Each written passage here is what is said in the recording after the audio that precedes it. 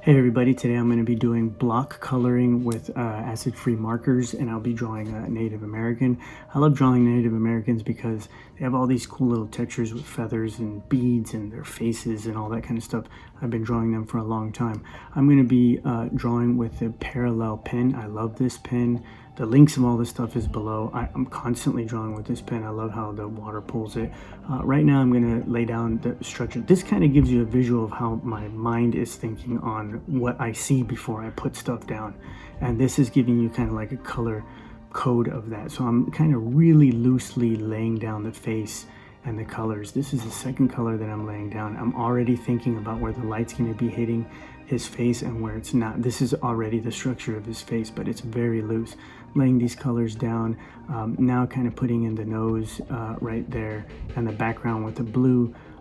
Right now, if you look at this, you're like, this is a hot mess. What is happening right here? And this is just this style that I have where I do block coloring first. It's not my style. A lot of people do this where they lay color down first and then put the black line on top. So with this, just once again, take a deep breath. I know I'm talking fast. I'm trying to keep these videos really short, but to really enjoy the process of laying these colors down and thinking like, hey, I'm going to approach this like a kid and just slap color down with the mindset where you kind of know where the face and stuff like that, or not, just to have a ball with it, Now I'm going to lay some more color down. Now I'm coming in with the detail of how the color is going to be with the face.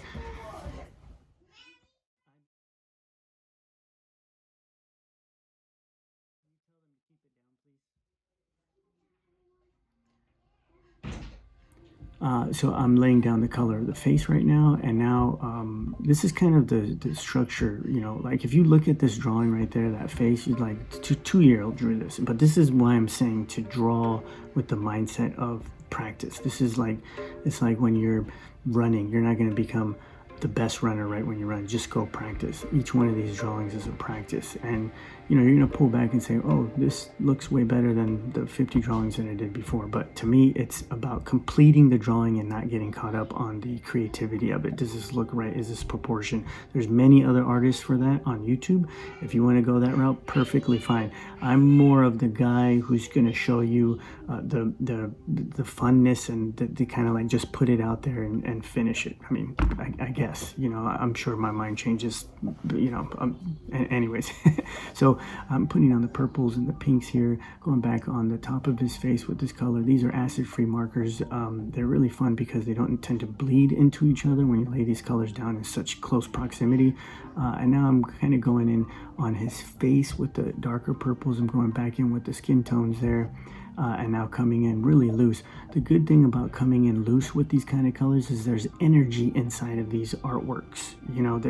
There's a feeling and emotion inside these artworks when you're just kind of like and lay color down. You're not necessarily like going doot doot doot. So there's motion in here, which I like, and I recommend do that. Just throw color down, sit far away from the drawing.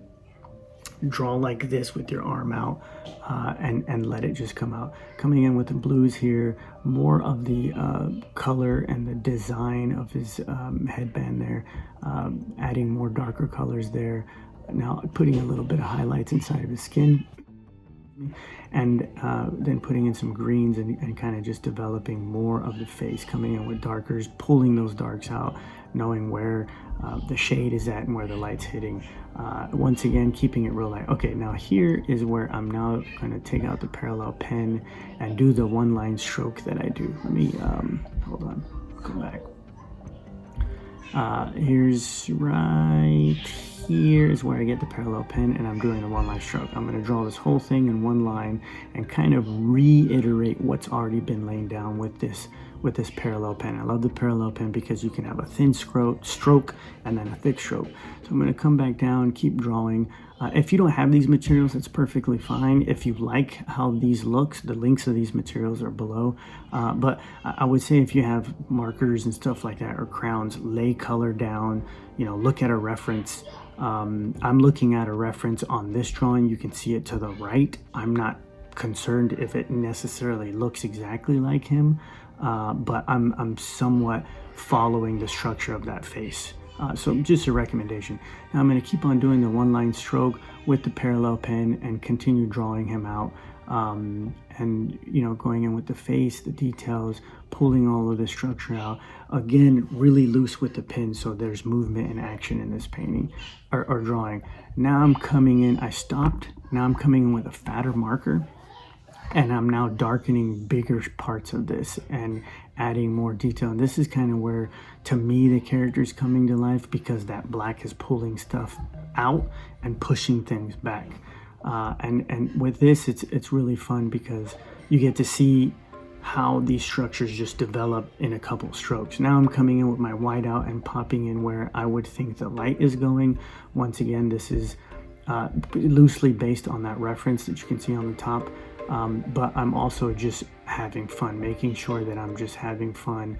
I think I'm jamming out to like some Mozart or something, or Philip Glass on this. I would play Philip Glass on these videos, but then they're gonna mute it and do all that kind of stuff. So more of the detail and line work and all the little cracks and crevices in the face. I'm kind of taking creative liberties on this one, and then just continue adding more detail with the whiteout. This is just whiteout. The smudgy stuff that you just see is just me smearing it with my fingers.